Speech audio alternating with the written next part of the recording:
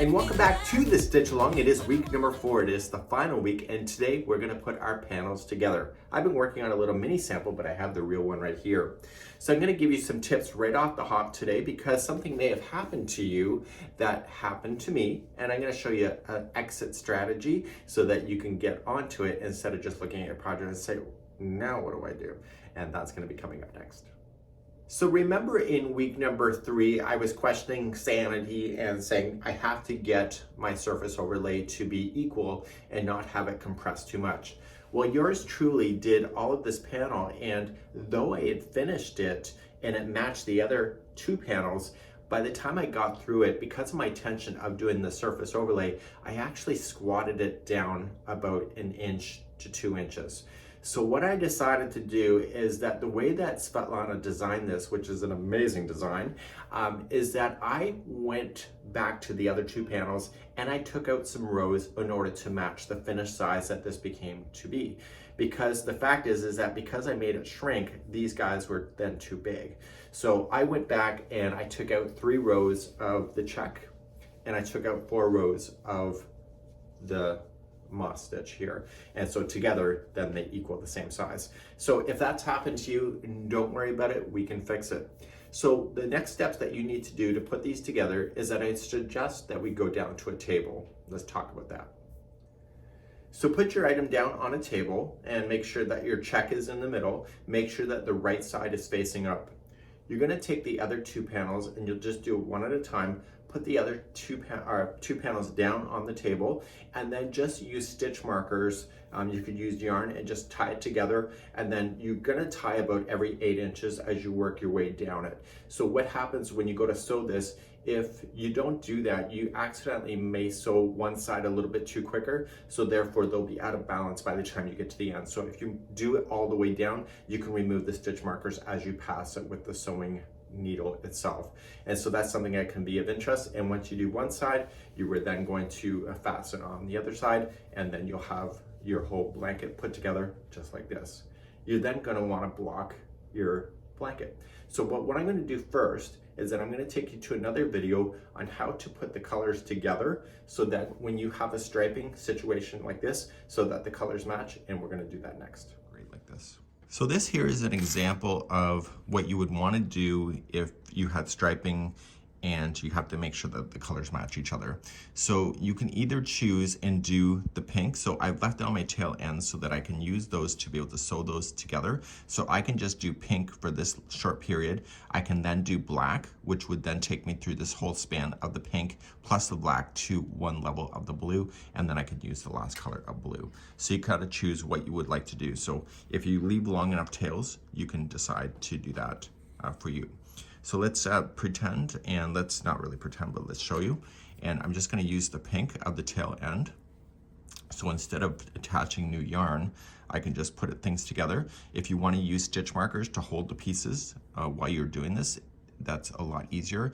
And just don't interfere the color with something else. Okay, so just make sure that the colors stay consistent. And I'm just going to go down backwards this way. So yes, in this particular case, instead of one strand joining everything, you have to choose the individuals if you want to keep the look to be seamless with each other.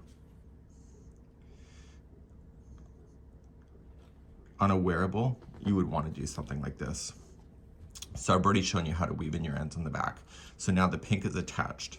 So now I'm going to choose the black, and I'm going to choose the black that's furthest up here. I left the tail end, and I can weave in my other ends later. So sometimes you just don't know until you're into this thing what tails you would use, so you just leave a little bit extra left over. And I'm going to use the black, and I'm going to come all the way down here.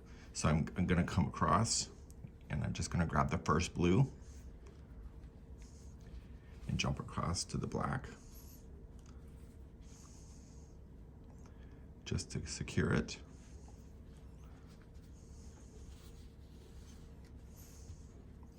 And then I'm going to go all the way down, just like I showed you with the pink already, just going across. So when it's black to black, you're never going to see this at all. Just take your time. It is not a race. So I think that's a lot of the issues, is that people get to an end of a blanket and they want to rush a border or do anything at the end, and then they just want to put less time into it. Some people, it's laziness. Other people just don't really care so much. So it just, you have to do what is best in your own brain. So there's never a right solution. So I'm coming all the way down to the base here of just where this color ends. Take it to the back side, so don't go all the way down because you don't want the color to interfere, and then just securing your tails on the back side here, just like I showed. So what I want you to do now is just sew everything together. It's gonna take you a bit of time, but be patient with it. If you want like a seamless look, then just follow with what I just showed you. After that, you're gonna wanna block this. So you just wanna spray it with a little bit of water and then lay it on a flat surface, maybe a table, and just spread it on out, and so that it's equal to what it should be. And then you just wanna let it air dry before moving on to the border, which is going to be next. So in moving on to the border, there's going to be a total of 16 rounds in order to make it happen. So here's a nice close-up of it. And you're noticing that it's single crochet on the back loops only. The only more difficult thing about this thing is to make sure that you evenly space out your stitches all the way around. So because you have the tops and the bottoms of the panels, you'll know exactly where the stitches go. And on the sides, you just have to make it look even. So look at the distance of the stitches on the top or the bottom of the panels, and then just kind of make that happen on the side. Once you get your first round done and you're confirmed, all the rest of the rounds will then come into balance, and it will be a nice easy repeat. So you're going to notice is that the instructions will tell you to keep certain colors. So even though you see the raspberry there just for a couple of rounds, there you see the black, it says don't fasten off the raspberry, just keep it, and it's just traveling in behind. And you'll notice that on the sample. So let me try to show you an example of that. Here's an example where they had the yarn travel up instead of just breaking it off. If you want to break the yarn and have it more seamless, you can do that, but that's what they're recommending in the pattern, that instead of having to cut or have so many ends. So it's a really neat idea. So let's take you to the sample. So after you have it blocked and you're ready to go, I'm ready to show you what's next. So if you've not already downloaded the pattern, I'd recommend that you do it so that you can get the color sequence to take you all the way through rounds 1 through 16. So I'm going to get yourself started on the first round, and we're going to just equally space ourselves all the way around, grabbing the upper corner, and all the stuff is attached, and you're just going to go right into the corner itself.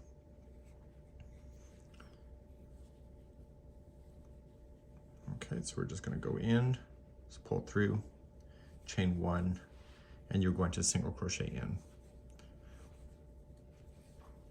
And we'll finish that corner when we get back around.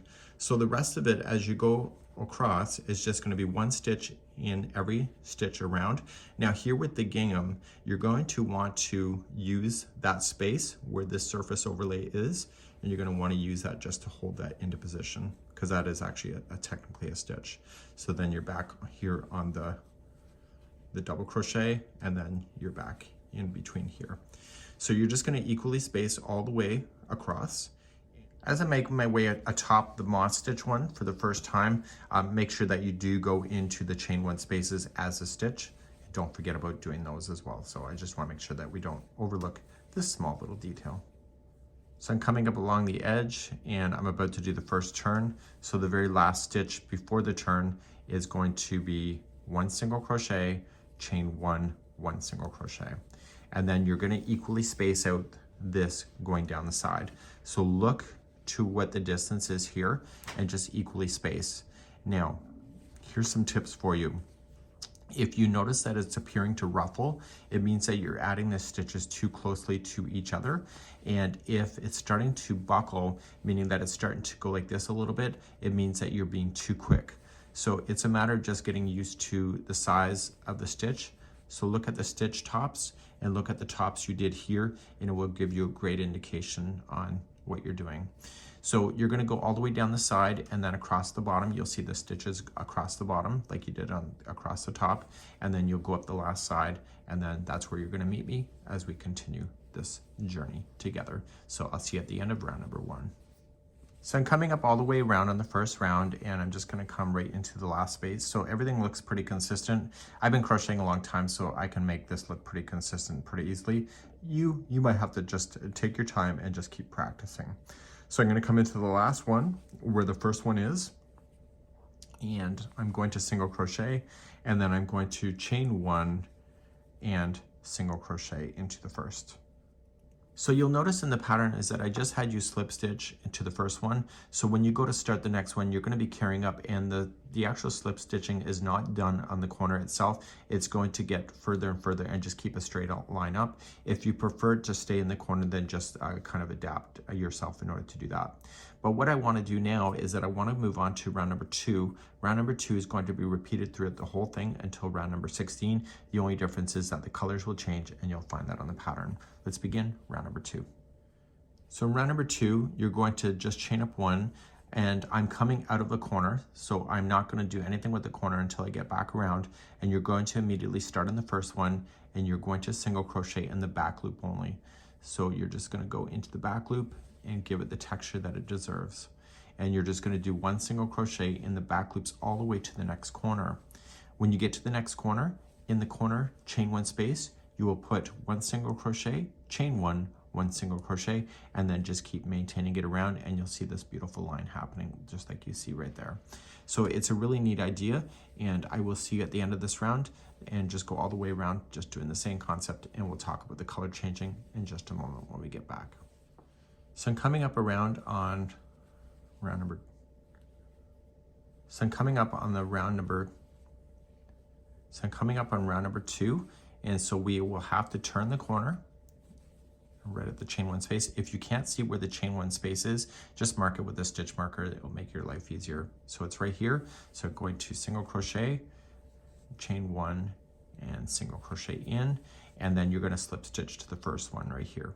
So you'll slip stitch it, and when you go to slip stitch here, you are going to slip stitch to the first stitch like this.